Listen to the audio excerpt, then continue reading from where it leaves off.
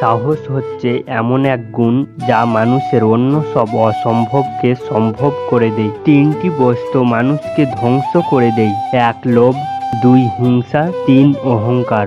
আল্লাহ পাক যার কল্যাণ চান তাকে দ্বীনের জ্ঞান দান করেন।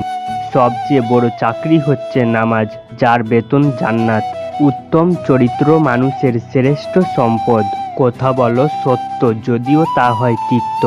মিথ্যা মানুষের নেকিকে ধ্বংস করে দেয়, ঠিক যেভাবে আগুন শুকনো কাঠকে পুড়িয়ে ছাই করে ফেলে। রাসূল বলেছেন, সেই ব্যক্তির ধ্বংস অনিবার্য যে মানুষকে হাসানোর জন্য মিথ্যা বলেছে। সর্ব অবস্থায় সত্য কথা বলুন, কেননা সত্য মানুষকে আলোর পথে এবং মিথ্যা নিয়ে যায় অন্ধকারের পথে। সকল প্রাণীকে মৃত্যুর স্বাদ গ্রহণ করতে হবে। উত্তম ওই ব্যক্তি যে মৃত্যুকে ভয় করে এবং মৃত্যুর পরবর্তী জীবনের জন্য আগে থেকে প্রস্তুতি গ্রহণ করে।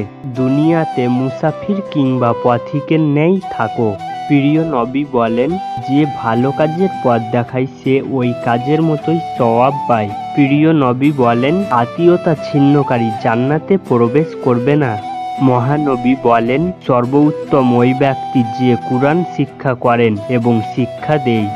যার হাত এবং মুখ হইতে অপর মুসলমান নিরাপদে থাকে সেই খাঁটি মুসলমান। যে চুপ থাকে সে নাজাত পায়। নামাজ বেহেশতের চাবি। পবিত্রতা ঈমানের অঙ্গ। হারাম ভক্ষণকারীর শরীর জান্নাতে প্রবেশ করবে না। মৃত্যু ঈমানদারের জন্য উপহার স্বরূপ। দুনিয়াকে ভালোবাসা সকল গুনাহের মূল। তোমার ঈমানকে নির্ভেজাল করো, তাহলে অল্প আমলই নাজাতের জন্য যথেষ্ট হবে।